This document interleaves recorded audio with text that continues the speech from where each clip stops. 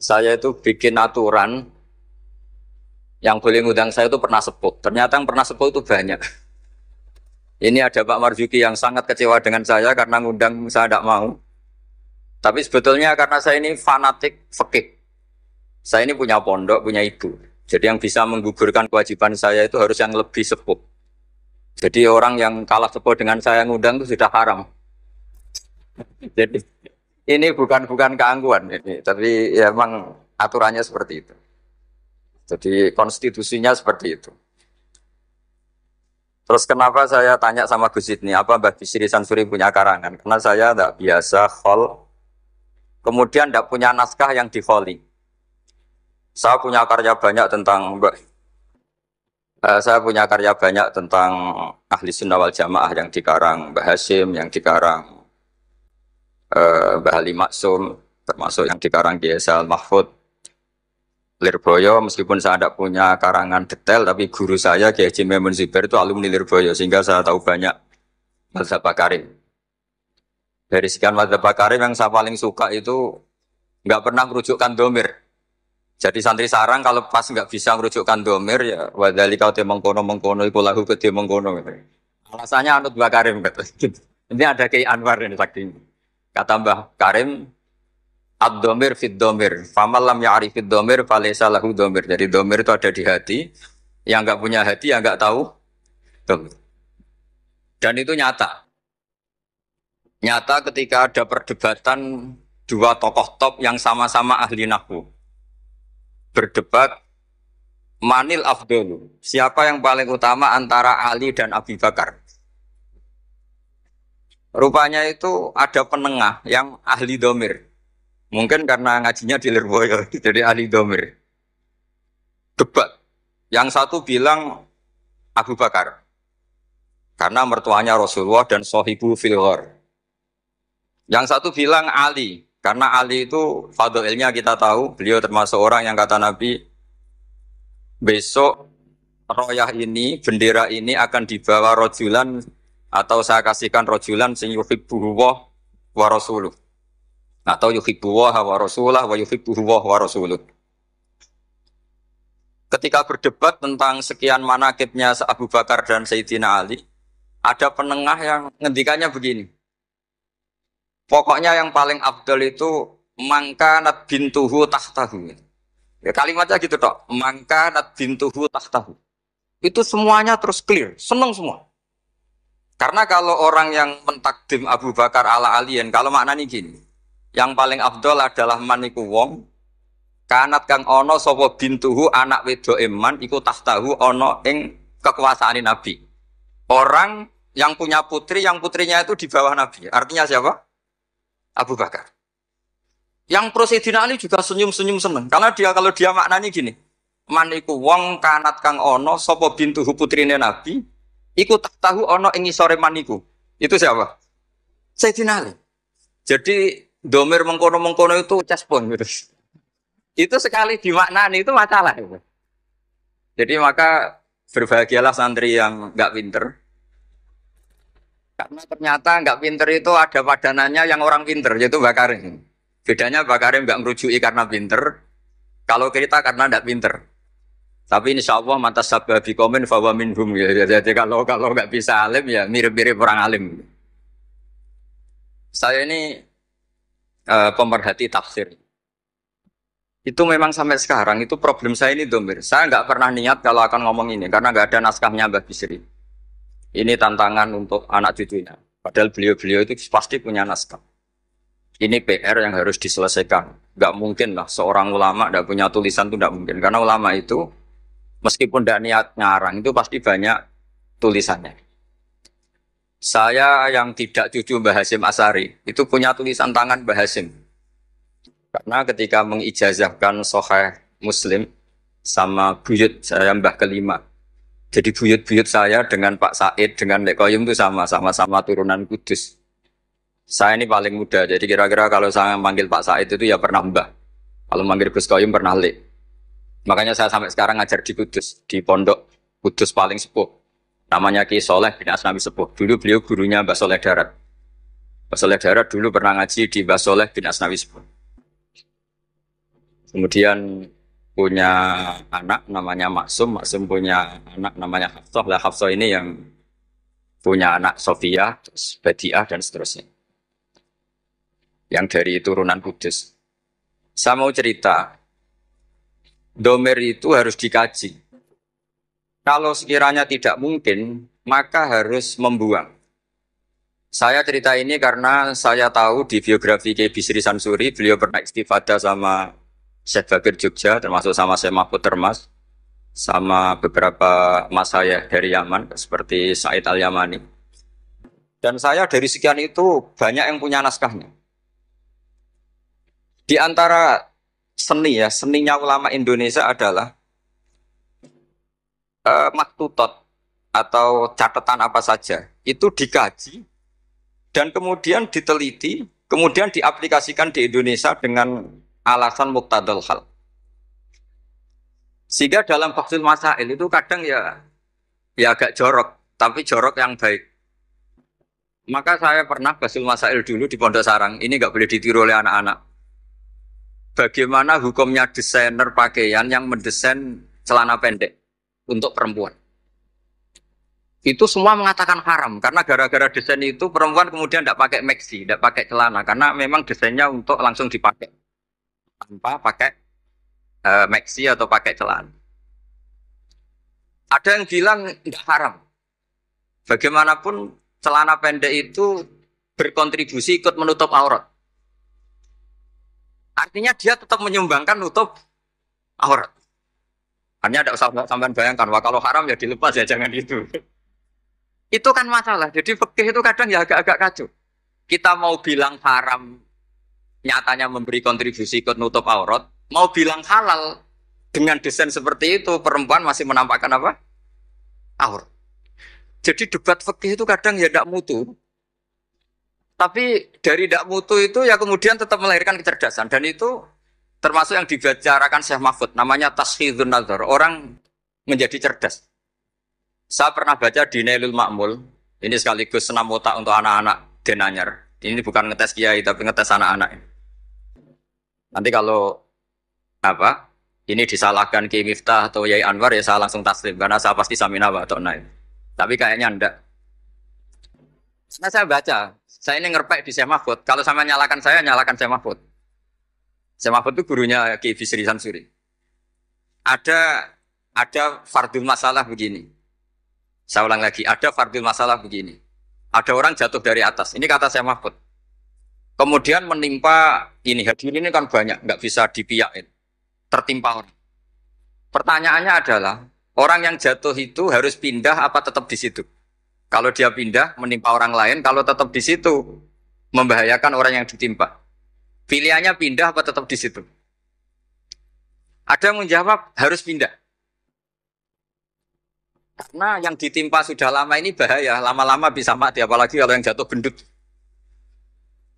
Terus ada yang bilang, nggak usah pindah.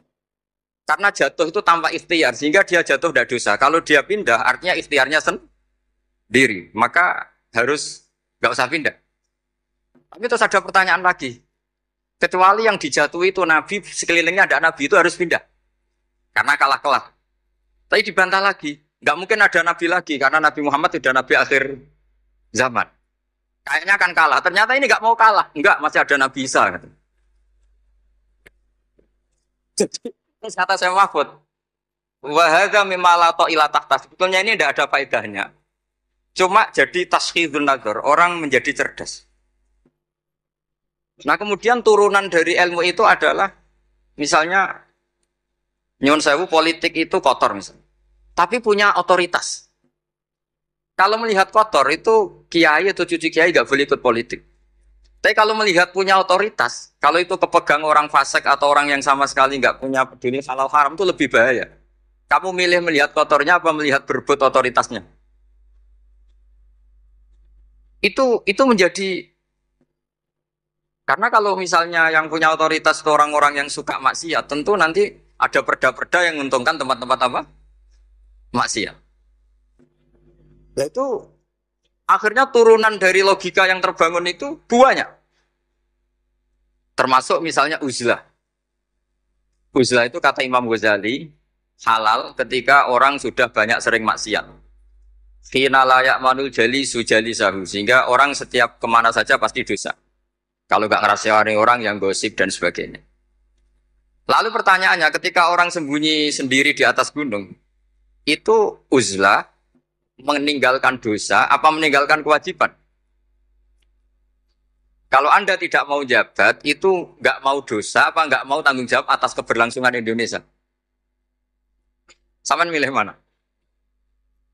Kalau Mas Boyamin sudah milih ikut terlibat karena sudah jabat. Maka menurut saya ini barokah. Jadi yang jabat ya anggap saja Islami karena ingin pegang otoritas. Yang nggak jabat ya Islami anggap saja menghindari syubhat. Akhirnya yang Islami siapa Gus? Ya semuanya ini barokahnya Islam. Karena menyediakan semua itu. Itu yang disebut ilmu usulun fikih. Dan siapapun yang bersanad sampai Syekh Mahfud termasuk Mbak Bisri itu pasti ahli usul fikih.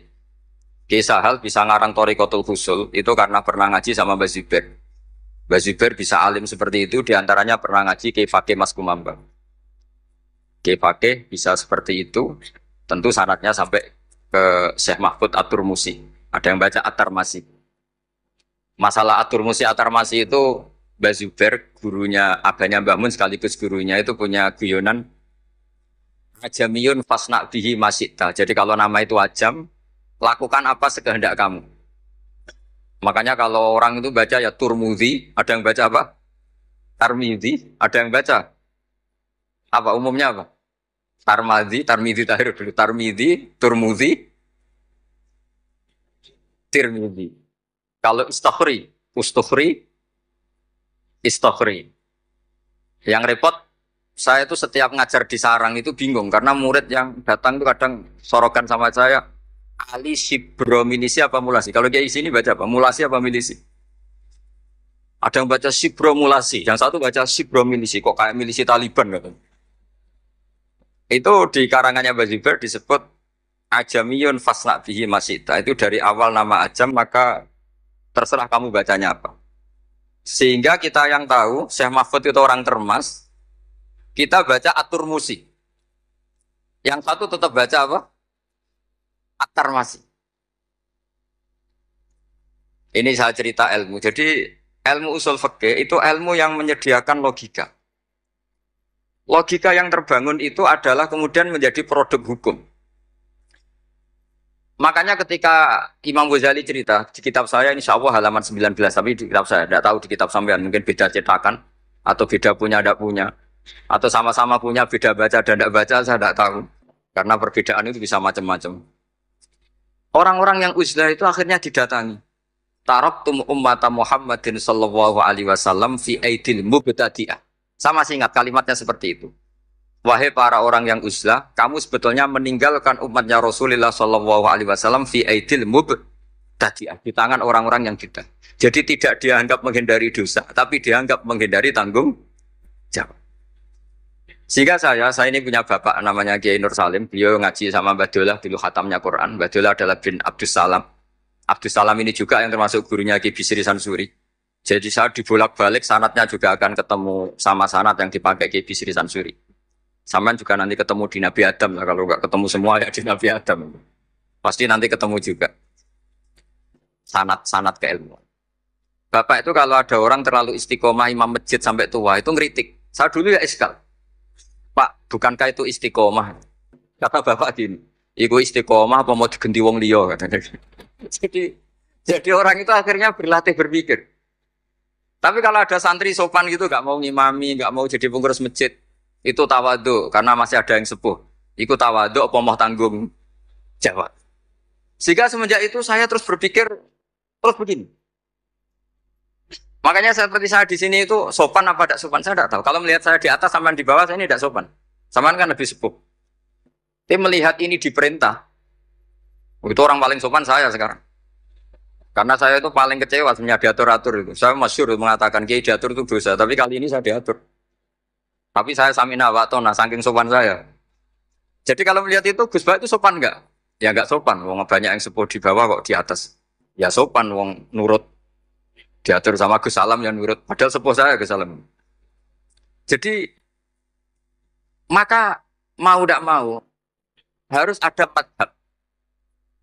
Yaitu akhirnya Bahasim memutuskan yang kita pakai adalah al-madzhabul arba.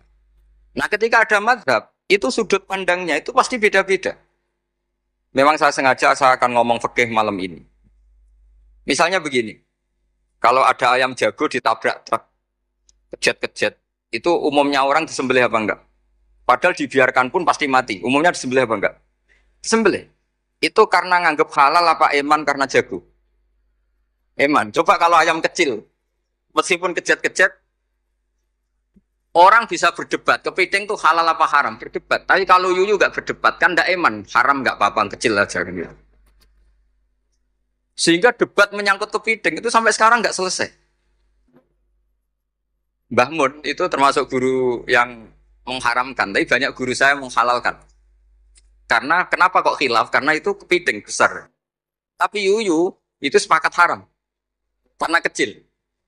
Suatu saat kalau yuyu ini besar, pasti ada khilafnya. Karena eman. Nah, saya tuh pernah ditanya sama orang, Pak Sada jagonya kelindes truk itu di kampung saya. Saya pas lewat pakai motor. Gus, ini halal apa haram? Sudah kejet-kejet. Saya bilang, ya sudahlah untuk kamu halal, kata saya. Lama-lama orang ini, sekali ini Gus Bak gimana? Ngomong hukum kok saya enaknya. Datang ke rumah saya. Itu andekan tidak saya sembelih pun pasti mati. Terus saya bacakan kitab Sawi. Kata Imam Malik, yang namanya kejet-kejet itu tetap punya nyawa. Sehingga penyembelian ini tetap berfungsi menghilangkan nyawa. Itu sudah cukup dikatakan dzabtu, menyembelih. Tapi cara mazhab Syafi'i dia tidak punya hayatun mustaqirrah. Sehingga kalau dibiarkan pasti mati langsung, maka nggak boleh disembelih.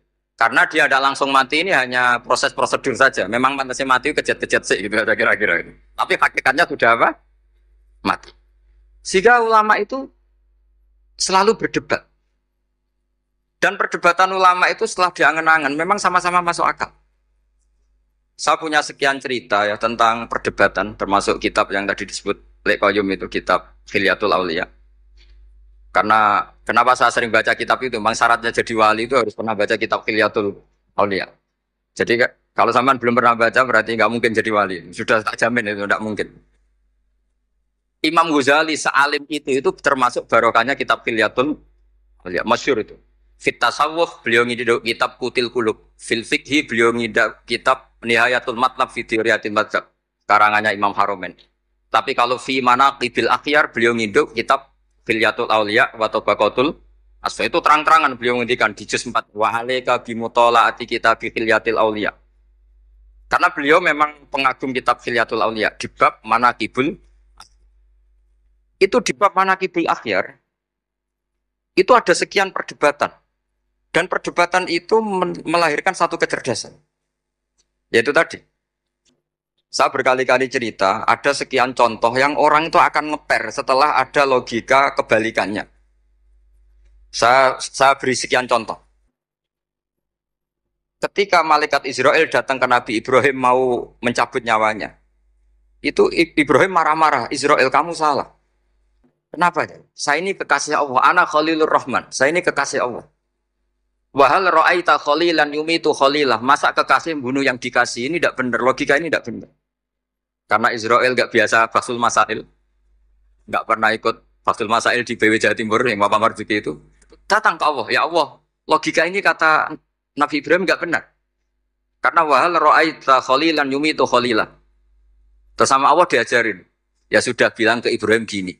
Wahal ra'aita khalilan yakrahu ayal khalilah. Masa orang yang dicintai kemudian tidak siap ketemu yang dicintai. Datang lagi Israel. Wahal ra'aita khalilan yakrahu ayyalqa khalilah. Oh iya ya, enggak apa-apa, mati enggak apa-apa katanya. Jadi dibalik langsung. Dulu pernah ada jagongan ulama mau menganggap cengkeh itu pewangi. Alasannya kue-kue tar dikasih cengkeh.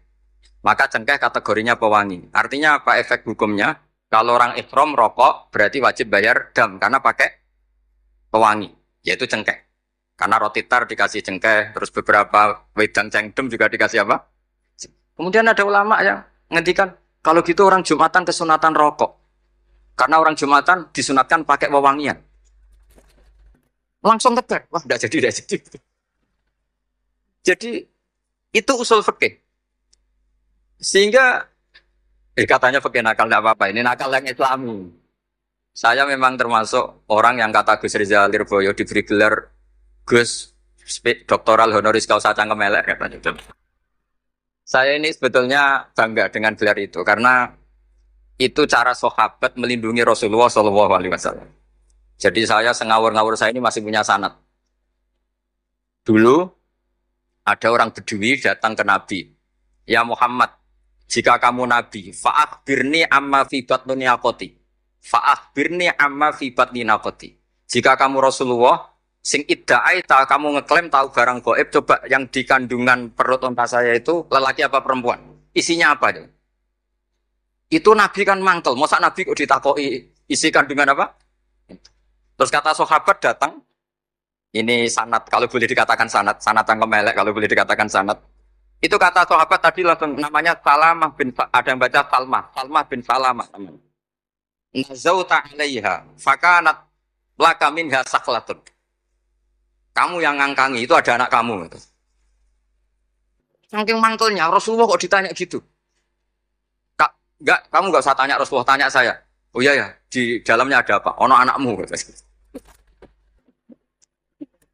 Karena dia begitu saking mangkelnya, masa Rasulullah kok ditanya, "Idza kunta Rasulullah fa akhbirni amma fi batni naqati."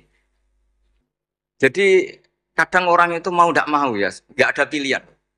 Orang wiridan ditanyakan syaratnya apa, salaman sama sekelilingnya ditanyakan syaratnya apa.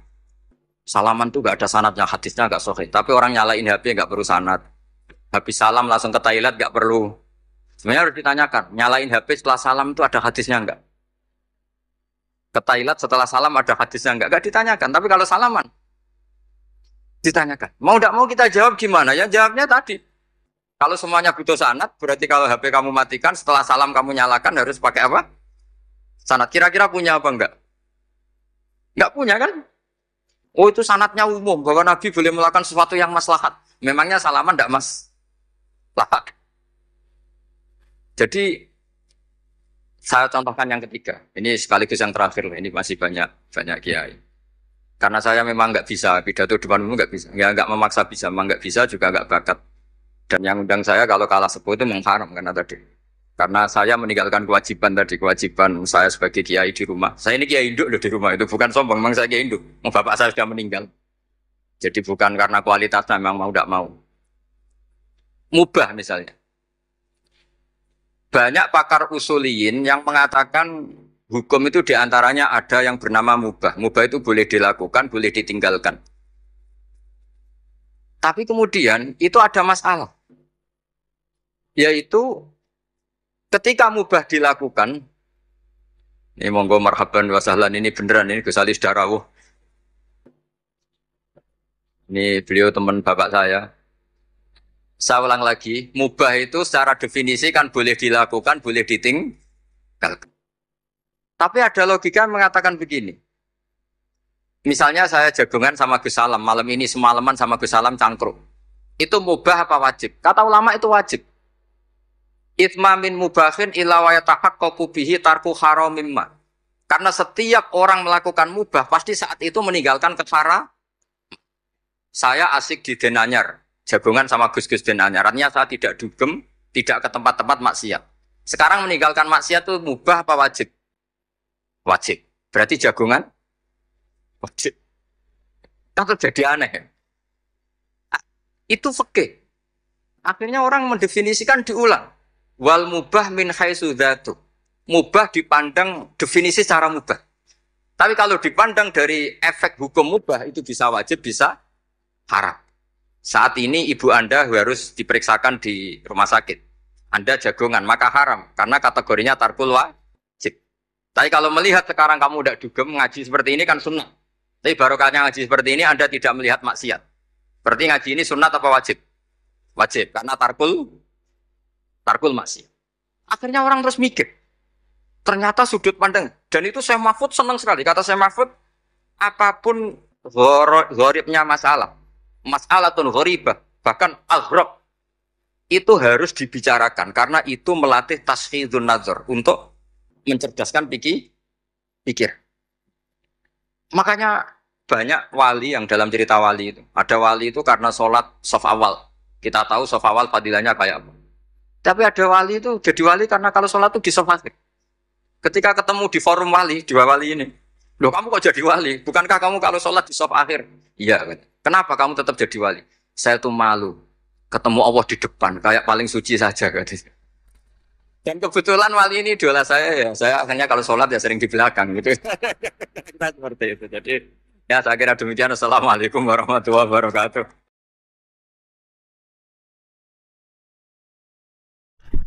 Bismillahirrahmanirrahim. Ya yang rileks saja ya.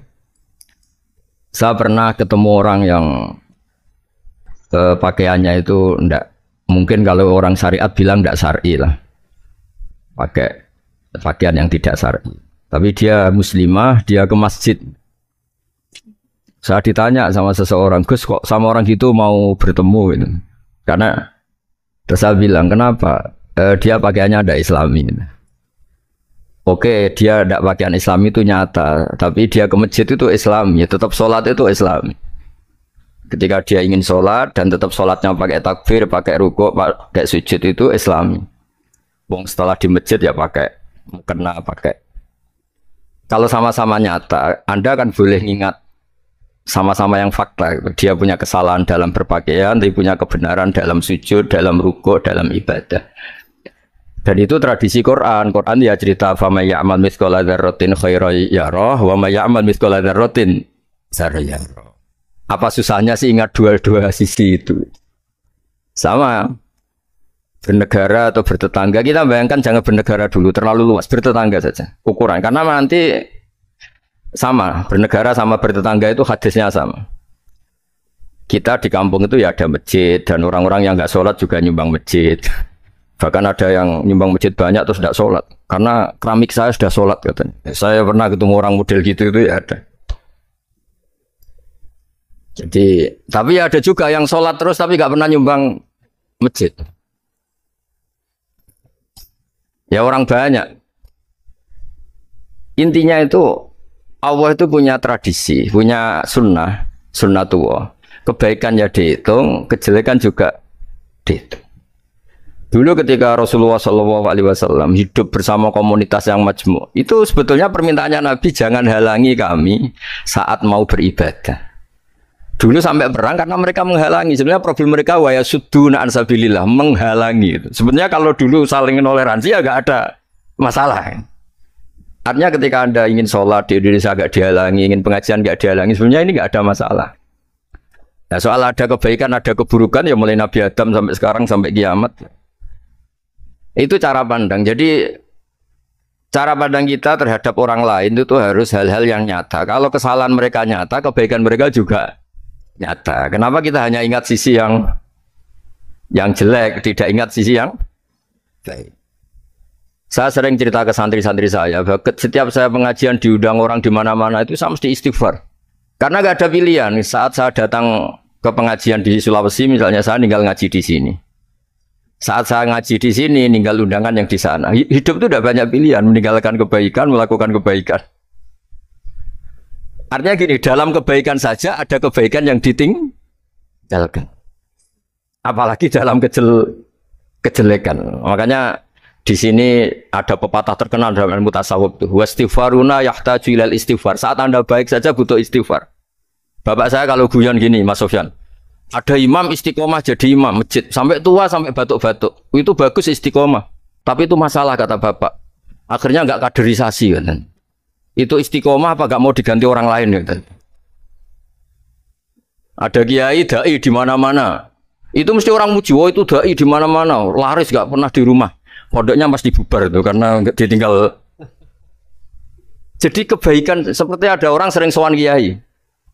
Wah itu malah lebih masalah lagi kan. Kadang kiainya pas istirahat, yang disalamkan template uang jatah susu anaknya.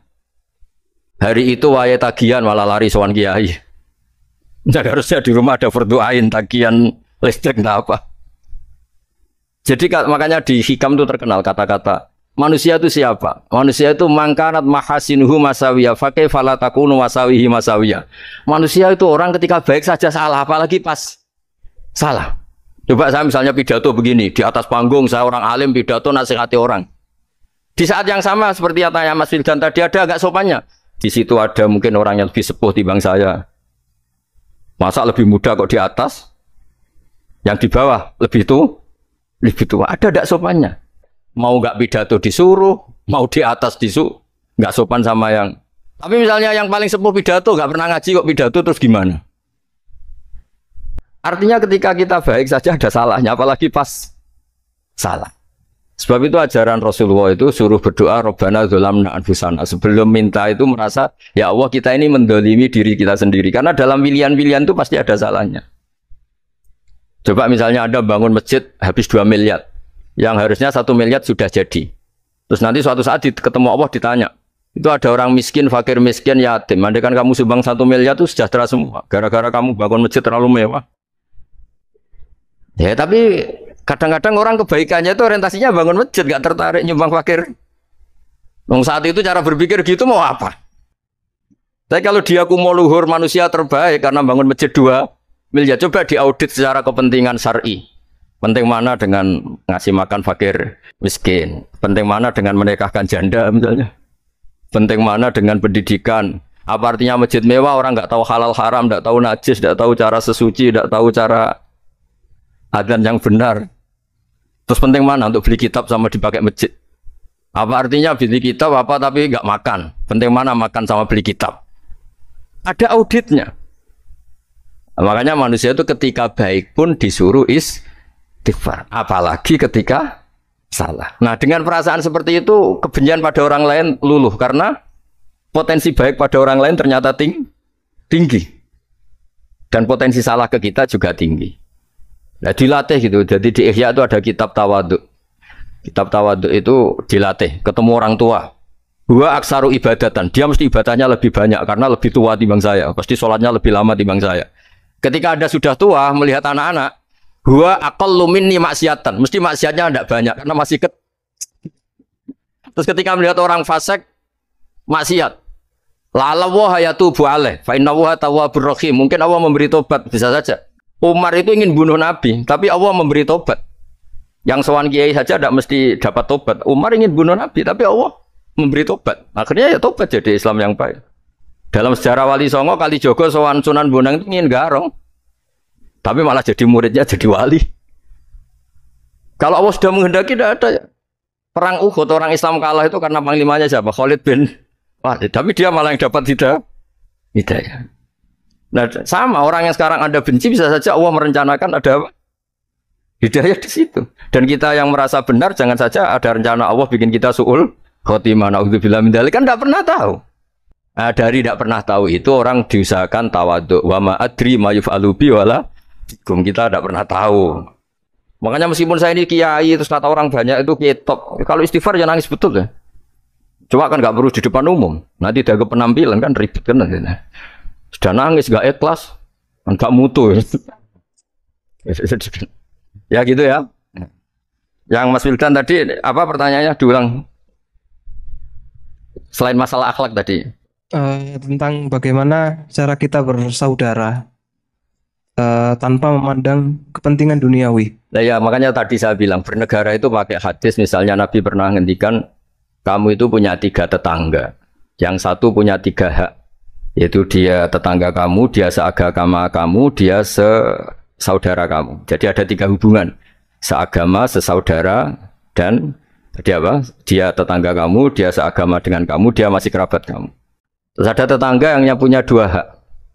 Yaitu dia tetanggamu, seagama dengan kamu, tapi tidak sekeluarga dengan kamu. Terus ada tetangga yang punya 1 hak. Dia ada keluarga kamu, dia ada seagama dengan kamu, tapi tetap punya hak karena itu tetangga kamu. Dan itu kata Nabi semuanya berhak kamu baikin karena ada hakul jar. Makanya dulu doa ada bil kubri itu ceritanya sederhana. Ada seorang perempuan Yahudiyah sowan Sayyidah Aisyah. Kalau sowan ya dikasih uang sama Sayyidah Aisyah. Padahal Yahudiyah. Ketika dikasih uang, terus si Yahudiyah tadi semoga engkau diselamatkan dari siksa kubur. Zaman itu Sayyidah Aisyah belum dengar hadis tentang siksa kubur. Setelah Rasulullah datang, saya tadi diminta didoain ya saya terima karena saya nggak percaya. Terus Nabi ngendikan itu benar adanya siksa kubur. Ketika komunitas Yahudi di Madinah itu puasa Asyura, Nabi coba tanyakan mereka, kenapa puasa Asyura? Padahal orang Yahudi. Oh, terus setelah ditanya, Yaumun najjawahu fihi Musa, itu hari di mana Allah menyelamatkan Nabi Musa, kata orang Yahudi. Terus kata Rasulullah, nahnu ahaqqu bi Musa, saya juga berhak menghormati Musa. Kemudian Nabi puasa.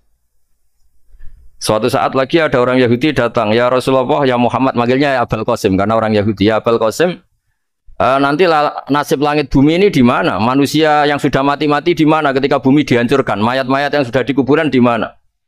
Terus orang Yahudi tadi bilang, Inna woha wadu as-samawati ala dzih wal aradina ala dzih. Soalnya Allah itu bisa saja mengelola langit bumi yang sudah hancur gini-gini. Nabi itu tertawa-tawa. Dalam sebuah riwayat disebut hatta badat nawajidu. Tertawanya Nabi itu lepas sampai giginya kelihatan.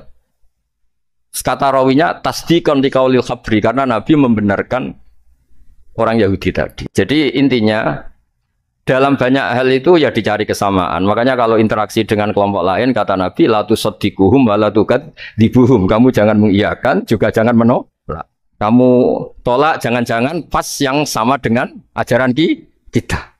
Kamu benarkan, jangan-jangan yang tidak sama. Ya sudah, kalau nggak sependapat ya jangan ngambil sikap. Nah itu juga yang dipraktekkan Rasulullah SAW. Nabi yaqumu lailatan yuraddidu hadil ayat. Nabi pernah sholat 1 rakaat hanya ngulang 1 ayat. Itu aja gak selesai. Yaitu nggak ngulang-ngulang ayat. Fa'aqulu kama qalal abdus sholeh in tu'adzibhum fa innahum ibaduk wa in taghfir lahum fa innaka antal azizul hakim. Pun Gusti kula nyerah. Semua ini hamba jenengan, monggo jenengan napakno sing duwe jenengan. Intinya itu ini wilayah jenengan, ndak wilayah saya. Nah kadang-kadang kita sebagai manusia itu jumawa seakan-akan itu wilayah kita. Kita nyiksa terserah kita, mengampuni ya terserah kita. Padahal tidak milik kita. Dunia ini milik Allah Subhanahu wa Ta'ala. Makanya yang terakhir saya ijazah bapak. Bapak saya itu orang hafal Quran, alim tapi lucu, senengannya guyon. Kalau ngajarkan saya tauhid, tasawuf itu gampang. Nah, kamu punya tetangga, punya Innova. Terus kamu berpikir, kamu miskin berpikir. Itu pajaknya aja berapa? Kalau apa itu bannya sudah halus itu gantinya kayak apa, kalau rusak kayak apa. Kata bapak, orang melok duwe kok mikir, udah ikut punya kok mikir. Terus coba kamu nggak ikut punya Alphard, terus saya mikir, wah itu pajaknya berapa Pak Martinus, bisa dipakai beli motor kan, pajaknya apa? Alphard. Wah nggak ikut punya kok. Nah dunia itu rawekmu, mau pikir lah, apa sing duwe. Maksudnya dunia itu milik Allah, apa kamu pikir itu milik yang punya gitu. Nah itu yang dimaksud dalam ilmu tasawuf, da'it tadbir fama qoma bi ghairuk la tuqim bihi nafsak. Sudah kamu tidak usah ikut campur, itu wilayahnya Allah gitu. Karena wong enggak ikut punya kok ikut mikir. Anda benci orang, benci sekali karena dia tauhid misalnya. Jangan-jangan Allah punya rencana memberi hidayah dia. Atau Allah punya rencana dari dia keluar orang-orang Islam yang soleh. Makanya ketika Malakul Jibal, ya Rasulullah saya disuruh Allah, terserah engkau. In syi'ta an udbiqu alaihim al-akhshabain. Kalau engkau mau orang-orang yang mendustakan kamu saya hancurkan. Apa jawabannya Nabi? La, jangan. Bal arju ayyukhrijawah min aslabihim ma ya'budu wa la yusyriku bihi syai'an, itu di Bukhari. Enggak, bisa saja sekarang dia kafir, anak turunnya jadi Islam. Dan betul. Abu Jahal punya anak Ikrimah. Abu Lahab punya anak Darrah. Walid itu musuh besarnya Nabi, punya anak Khalid. Ya sudahlah, kita selalu berharap bahwa ini wilayahnya Allah. Sudah kita berharap. Agama ini bagi yang selalu punya harapan. Limangkan yarjuwa. Orang yang selalu punya harapan. Kita berharap tambah hari tambah baik, tambah damai, tambah kondusif, tambah segalanya baik. Dan saya seperti ini juga ingin ikhlas dan akan selalu ikhlas. Ya saya sering bilang kalau pejabat mau sini itu sering tak ngel-ngel. Saya ini sudah ingin Indonesia itu baik itu tanpa diminta. Kalau diminta itu malah seakan-akan saya belum melakukan. Sudah saya lakukan kok baru minta. Karena ini wilayah kita semua, artinya ingin baik itu keinginan kita semua. Status kita. Kata Sayyid Zafidi dalam kitab Ithaf, keinginan baik itu syakhsiyatuk wa haqiqatuk. Itu kamu sekali. Manusia itu kan kata Allah Ta'ala, saya pertama menciptakan manusia itu khunafa, orang yang berkeinginan baik. Baru digoda setan terus macam-macam. Jadi keinginan baik itu haqiqatuk wa syakhsiyatuk. Itu kamu sekali. Ingin baik itu kamu sekali. Itu status kamu katanya. Makanya orang preman kayak apa, mabuk kayak apa, ada orang kecelakaan, pikiran pertama itu nolong, itu yang normal. Soal ada kasus, pikiran pertama ngambil HP-nya tuh 0,0, jadi pikiran pertama mesti nolong itu, karena itu syakhsiatuk wa hakikatuk. Oke, ngoten mugi-mugi barokah sedanten. Assalamualaikum warahmatullahi wabarakatuh.